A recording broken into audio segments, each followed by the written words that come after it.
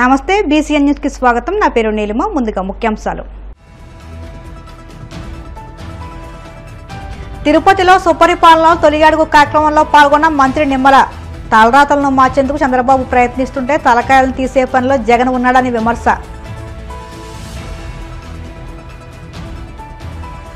విజయవాడలో సాధ్యం లోగోను ఆవిష్కరించిన బీజేపీ రాష్ట్ర అధ్యక్షుడు మాధవ్ ఈ నెల 27 నుంచి రాష్ట్ర వ్యాప్త పర్యటనకు శ్రీకారం చుడుతున్నట్లు వెల్లడి।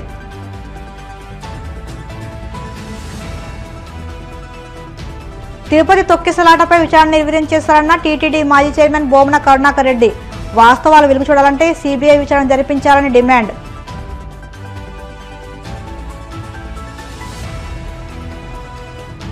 ప్లాస్టిక్ రహిత పొద్దుటూరు లక్ష్యంగా ప్రతి ఒక్కరూ సహకరించాలి।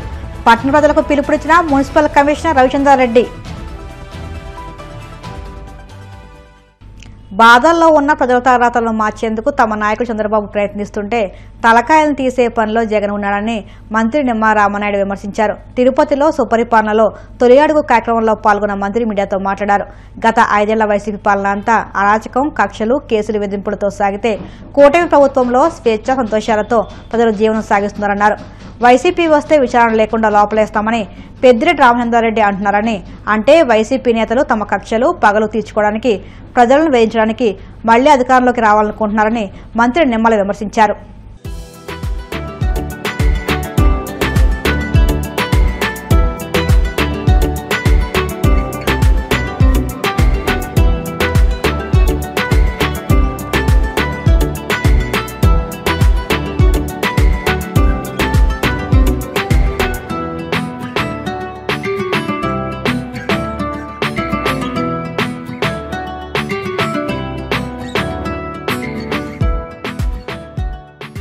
ఆంధ్రప్రదేశ్ రాష్ట్రంలో ఏ నియోజకవర్గానికి వెళ్ళినా, ఏ పట్టణానికి వెళ్ళినా, ఏ గ్రామానికి వెళ్ళినా, ఏ గడప తొక్కినా కూడా ప్రజలందరూ కూడా చాలా బాగుంది పరిపాలన అని చెప్పి మరి ప్రజలందరూ కూడా మెచ్చుకుంటున్నటువంటి పరిస్థితి।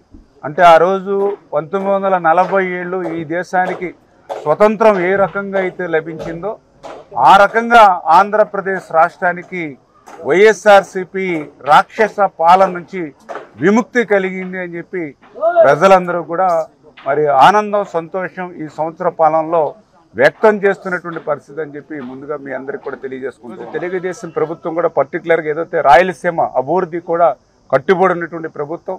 ఎందుకంటే ఒక తెలుగు గంగ, ఒక హంద్రీనివా, ఒక గాలేరు నగరి, ఒక హెచ్ఎల్సి, ఒక ఎల్ఎల్సి, ఒక కేసీ కెనాల్, ఇట్లా రాయలసీమలో ఏ ప్రాజెక్టు పేరు చెప్పినా, ఈ రాయలసీమలో ఏ రిజర్వాయర్ పేరు చెప్పినా గుర్తొచ్చేది అన్న ఎన్టీఆర్, అదేవిధంగా చంద్రబాబు నాయుడు గారు।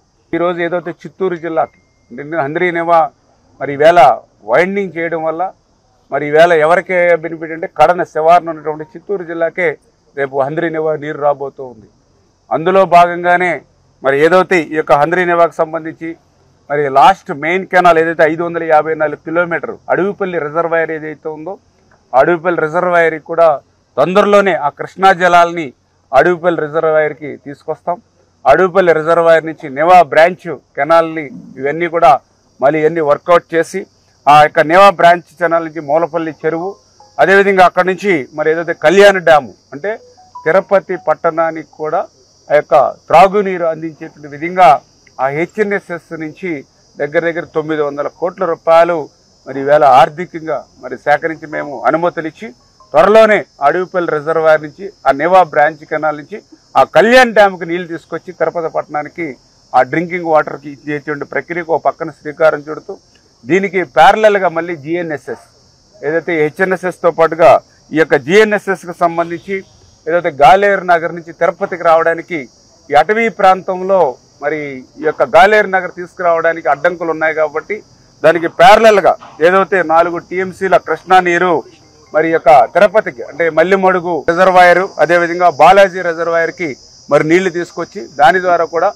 మరి పారిశ్రామిక, ఎందుకంటే భవిష్యత్తులో ఈ యొక్క తిరుపతి పరిసర ప్రాంతాలు కూడా పారిశ్రామికం కూడా అభివృద్ధి చేసేటువంటి ఆలోచన ఈ ప్రభుత్వానికి ఉంది కాబట్టి ఈ రకంగా ఇటు హెచ్ఎన్ఎస్ఎస్ నుంచి అటు జిఎన్ఎస్ఎస్ నుంచి కూడా తిరుపతి పరిసర ప్రాంతాలన్నిటి కూడా పూర్తి స్థాయిలో త్రాగునీరు అందించడమే కాకుండా పారిశ్రామిక అవసరాలు తీర్చేటువంటి విధంగా మరి దగ్గర ఆ యొక్క హెచ్ఎన్ఎస్ఎస్ నుంచి ఒక 900 కోట్ల రూపాయలు, ఈ జిఎన్ఎస్ఎస్ నుంచి మరి 1050 కోట్ల రూపాయల దగ్గర రేపు ప్రయారిటీలో ఒక 2000 కోట్ల రూపాయలు చిత్తూరు శివారు ప్రాంతానికి నీరు తీసుకొచ్చేటువంటి కార్యక్రమానికి శ్రీకారం చుట్టబోతున్నామని చెప్పి మీ ద్వారా తెలియజేసుకుంటూ ఇట్లా ప్రజల మంచి కోసం రాయలసీమ మేలు కోసం రాయలసీమని ఒక రతనాల సీమగా మార్చేటువంటి ఈ ప్రభుత్వ పనితీరుకి మీరందరూ కూడా మద్దతు ఇవ్వాలని చెప్పి మరొక్కసారి మీ ద్వారా సారథ్యం పేరుతో ఈ నెల 27 నుంచి రాష్ట్ర వ్యాప్త పర్యటనకు శ్రీకారం చుడుతున్నట్లు బీజేపీ రాష్ట్ర అధ్యక్షుడు పీవీఎన్ మాధవ్ తెలిపారు. వికసిత్ భారత్ కోసం కార్యకర్తలను సారథులుగా తీర్చిదిద్దే ఉద్దేశంతో ఈ పర్యటన చేపడుతున్నట్లు పేర్కొన్నారు. ఇందుకు సంబంధించిన సారథ్యం లోగోను విజయవాడలోని బీజేపీ రాష్ట్ర కార్యాలయంలో ఆయన ఆవిష్కరించారు. అనంతరం ఆయన మీడియాతో మాట్లాడుతూ ప్రతి జిల్లాలో విస్తృత స్థాయి సమావేశం నిర్వహించడంతో పాటు వివిధ రంగాల పెద్దలతో భేటీ కానున్నట్లు వెల్లడించారు. కూటమి ప్రభుత్వం ఏర్పడిన తొలి ఏడాదిలో రాష్ట్రానికి 9.70 లక్షల కోట్లు పెట్టుబడులు వచ్చినట్లు మాధవ్ తెలిపారు. ఓఆర్కు స్థల సేకరణపై స్పందిస్తూ 30,000 కోట్ల సహకారం అందించేందుకు కేంద్రం సిద్ధంగా ఉందని తెలిపారు. వాటికి సంబంధించిన భూ సేకరణ కూడా కేంద్రమే నిర్వహించే విధంగా వీటిలో సుమారు 30,000 కోట్ల రూపాయలు ఇవాళ కేంద్రం పెట్టడానికి సిద్ధంగా ఉంది. ఇవన్నీ కూడా కార్యరచన ప్రారంభమై ముందుకెళ్తుంది. అయితే రాష్ట్ర ప్రభుత్వం ఇంకా విస్తృత స్థాయిలో 1,00,000 ఎకరాల యొక్క స్థలంతో చేయాలనే ఆలోచన అయితే చేసింది. తప్పనిసరిగా దీనిపైన చర్చించడం, అన్ని స్థాయిలో మాట్లాడటం జరుగుతుంది. ఒక అమరావతి, ఒక భవ్యమైన రాజధాని నిర్మాణంలో భారతీయ జనతా పార్టీ అయితే కటిబద్ధంతో ముందుకు వెళ్తుంది. ఆ విధంగా మీ అందరికి తెలియజేస్తున్నాను. ఏదైతే ఏ స్థాయిలో ఏమిటనేది తప్పనిసరిగా దాన్ని చర్చించే అవకాశం ఉంది. ఆ విధంగా సరైన ఫారమ్స్ వాటి చర్చించి ముందుకు తీసుకెళ్తాం. ఎవరి దృష్టి ఏ విధంగా ఉంటే ఆ విధంగానే విషయాలు కనిపిస్తాయి. ఆ విధంగా కేతిరెడ్డి గారు ఆయన అనుకోలేదు జీవితంలో ఎప్పుడు ఓడిపోతానని చెప్పి. ఆ విధంగా ఓటమి చెందిన తర్వాత ఆయన వీడియోస్ కూడా గమనించి వాళ్ళ నేత పైన కూడా ఆయన ఏ విధంగా మాట్లాడాడని ఆ విధంగా వాటిని మనం పెద్ద బేరీ చేసుకోవాల్సిన లేదు. ఆ విధంగా వాళ్ళ దృష్టి ఆ మేరకే ఉంది, అది ఆక్వా వరకే ఉంది. కానీ మన రాష్ట్ర ముఖ్యమంత్రి గారి యొక్క విజన్ ఏ విధంగా ఉంది, ఇవాళ ప్రపంచంలో అన్ని కంపెనీలు సుమారు 9,70,000 కోట్ల రూపాయలు ఇవాళ రాష్ట్రానికి పెట్టుబడులు వచ్చాయి. చాలామందికి వినడానికి ఆశ్చర్యంగా ఉండొచ్చు, కానీ ఎగ్జాక్ట్గా 9,70,000 crore రూపీస్ ఈరోజు రాష్ట్రానికి పెట్టుబడులు వచ్చాయి. ఆ విధంగా ఇంకా రాబో కాలంగా పెద్ద ఎత్తున పెట్టుబడులు వస్తాయి. దానికి సంబంధించిన అభివృద్ధి మనందరికీ కూడా త్వరలో పూర్తి స్థాయిలో కనిపిస్తుంది. మా పార్టీకి సంబంధించిన మా యొక్క జాతీయ సంఘటన మంత్రి అయిన శ్రీ సంతోష్జీతో కలవటం జరిగింది. రాష్ట్రానికి సంబంధించిన ఏ విషయాలు మీరు ఫోకస్ చేసి ముందుకెళ్లాలనుకుంటారో ఆ విషయాలు మాట్లాడటం జరిగింది. కేంద్రం సంబంధించిన అంశాలు ఎప్పటికప్పుడు అవన్నీ కూడా ఫిక్స్డే కనుక దానికి ఎలైన్ అవుతూ ఈ రాష్ట్రానికి సంబంధించిన కార్యక్రమాలు ప్లాన్ చేసి ముందుకెళ్ళమన్నారు. ఆ విధంగానే మేము వెళ్ళాలని చెప్పి నిర్ణయించుకున్నాం. మన ప్రియతమ హోంమంత్రి శ్రీ అమిత్ షా గారిని కలవటం జరిగింది. ఆయన కూడా సంస్థాగతానికి సంబంధించిన అంశాన్ని ఆలోచన చేస్తూ ముందు పర్యటన చేసి కార్యకర్తలను కలిసిన తర్వాత తప్పనిసరిగా ఏ ఇష్యూస్ అయితే మన దగ్గర ఉన్నాయో కేంద్రం దానికి సంబంధించిన డెలిగేషన్స్ తీసుకొచ్చి ఆయా మంత్రిత్వ శాఖను కలిసే విధంగా ఒక ప్రయత్నం చేయమన్నారు. అలాగే నడ్డా గారిని కూడా కలవటం జరిగింది.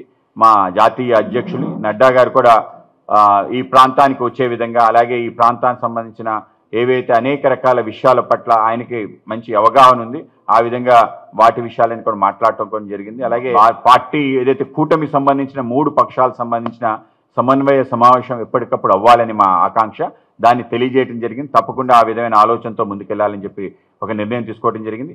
మా యొక్క లెజిస్లేటివ్ స్ట్రెంగ్త్ ఆధారంగా నామినేటెడ్ పోస్ట్లో కూడా మాకు భాగస్వామ్యం అవ్వాలని చెప్పి ఒక నిర్ణయం మేము కూడా స్వాగతించాం. ఎప్పుడూ లేని విధంగా అలయన్స్లో ఉన్నాం, కానీ ఎప్పుడు నామినేటెడ్ పోస్ట్లో ఇంత స్థాయిలో బీజేపీకి కూడా రాలేదు. శాతం ఎంతైనా అన్ని శాఖల్లో కూడా మా కార్యకర్తలు మేము అక్కడ నామినేట్ అయ్యే విధంగా ప్రయత్నం చేసాం. గతంలో ఎప్పుడు నీటి సంఘాల్లో మా కార్యకర్తలే నీటి సంఘాల్లోనో కోఆపరేటివ్స్లోనో వివిధ కార్పొరేషన్లో డైరెక్టర్గానో చైర్మన్గా రావటం జరిగింది. తప్పనిసరిగా అవకాశానికి అనుకూలంగా ముందుకెళ్ళి కార్యకర్తలు ఎక్కువ మందికి నామినేటెడ్ ఇచ్చే విధంగా ప్రయత్నం చేస్తాం. కానీ ఒక సాంప్రదాయం పెట్టడం జరిగింది, ఆ సాంప్రదాయానికి అనుగుణంగానే జరిగే విధంగా ప్రభుత్వ అనుకూల అధికారులను కాపాడేందుకు వాస్తవాల వెలుగు చూడకుండా ఉండేందుకు తిరుపతి తొక్కిసలాటపై జ్యుడిషియల్ విచారణను నిర్వీర్యం చేశారని వైసీపీ అధికార ప్రతినిధి టీటీడీ మాజీ చైర్మన్ బోమన కరుణాకర్ రెడ్డి మండిపడ్డారు. తిరుపతి క్యాంప్ కార్యాలయంలో ఆయన మీడియాతో మాట్లాడుతూ ఈ తొక్కిసలాటకు బాధ్యులైన వారు సీఎం చంద్రబాబుకు అత్యంత సన్నిహితులు కావడంతో వారిని కాపాడేందుకు మొత్తం నివేదికనే నీరుగార్చారని ఆగ్రహం వ్యక్తం చేశారు. కింది స్థాయి ఉద్యోగులను బలిపశులను చేశారని ధ్వజమెత్తారు. ఈ ఘటనలో అసలు నిజాలు బయటకు రావాలంటే సీబీఐతో విచారణ జరిపించాలని డిమాండ్ చేశారు. అది దాదాపు 2 సంవత్సరాలు అత్యద్భుతంగా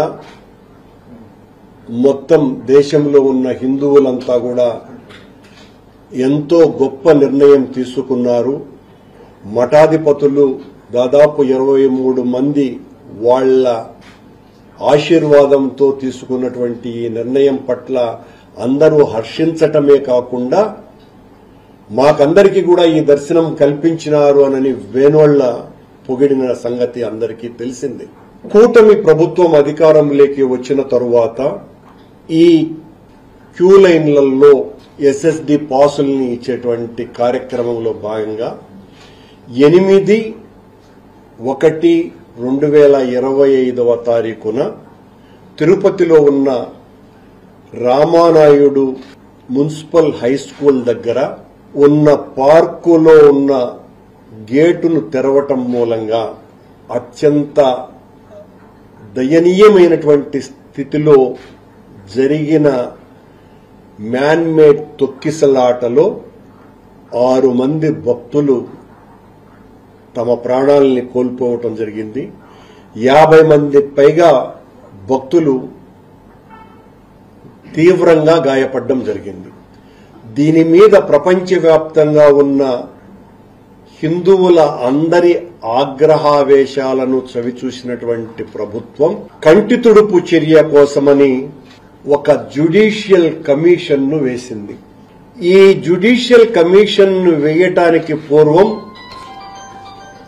9వ తారీఖున జనవరి నెల చంద్రబాబు నాయుడు గారు గౌరవ ముఖ్యమంత్రి ఆ రామానాయుడు పార్కు ఈ రెండింటినీ సందర్శించి అక్కడున్నటువంటి కలెక్టర్ గారి మీద, ఎస్పీ గారి మీద, సివిఎస్ఓ గారి మీద, ఈఓ గారి మీద పెద్ద ఎత్తున రంకెలు వేసే అంతగా వాళ్ల మీద కోపగించుకోవటం జరిగింది. ఆ మాత్రం మీకు బాధ్యత లేదా, ఆ మాత్రం మీరు పట్టించుకోరా, అది ఇదని అంటే చంద్రబాబు గారు చాలా తీవ్రమైనటువంటి నిర్ణయం తీసుకోబోతున్నారు అనేటువంటి ఒక భ్రమను కల్పించినారు ఆ 7-8 నిమిషాల పాటు. తరువాత ఆయన ఈ జ్యుడిషియల్ కమిషన్ ను ఏర్పాటు చేయటం జరిగింది. ఈ సందర్భంగానే పొద్దున చంద్రబాబు నాయుడు గారికి వచ్చారు, మధ్యాహ్నం గౌరవ పవన్ కళ్యాణ్ గారు కూడా వచ్చి ఈఓ చైర్మన్ల మధ్యన ఏమాత్రము కూడా పొంతన కుదరటం లేదు, వాళ్ల మధ్యన అవగాహన రాహిత్యం ఉన్నది, దీనికి వెంటనే మీరు క్షమాపణలు చెప్పాలి జరిగినటువంటి దానికి మొత్తం అని ఈ రకంగా చెబితే తప్ప దీనికి మరొక గత్యంతరం లేదు అని చెప్పి నేను చెప్తున్నాను క్షమాపణలని ఆయన క్షమాపణలు కూడా చెప్పినాడు. సరే, దానికి చైర్మన్ గారు ఆయన చెప్తే నేను ఎందుకు చెప్పాలి క్షమాపణలు అని నసిగి ఆ తర్వాత ఆయన కూడా సన్నగా నొసిగినారు నేను క్షమాపణలు అన్నట్టుగా. ఏలూరు జిల్లా భీమడోలు మండలంలో ఉంగుటూరు ఎమ్మెల్యే పచ్చమట్ల ధర్మరాజు సుడిగాలి పర్యటన చేశారు. తొలుత భీమడోలు సామాజిక ఆరోగ్య కేంద్రాన్ని సందర్శించారు. ఆసుపత్రి అభివృద్ధికి పలు అజెండాలపై ఎమ్మెల్యే చర్చించి సిబ్బందికి పలు సూచనలు చేశారు. అనంతరం భీమడోలు హైస్కూల్ను ఎమ్మెల్యే సందర్శించారు. రహదారి నుంచి పాఠశాల గదుల వరకు రోడ్డు అస్తవ్యస్తంగా ఉండడంతో తక్షణం రోడ్డు నిర్మాణానికి ప్రతిపాదన సిద్ధం చేయాలని అధికారులకు సూచించారు. పర్యటనలో భాగంగా వడ్లపట్ల, అంబరుపేట, కురేళ్లగూడెం, పోళ్ల, దుద్దిపూడి, కోడూరుపాడు గ్రామాల్లో నిర్వహించిన పల్లెపల్లెకు పచ్చమట్ల కార్యక్రమంలో ఎమ్మెల్యే ధర్మరాజు కూటమి నేతలతో కలిసి పాల్గొన్నారు. కూటమి ఏడాది పాలనలో చేపట్టిన అభివృద్ధి కార్యక్రమాలను వివరించారు.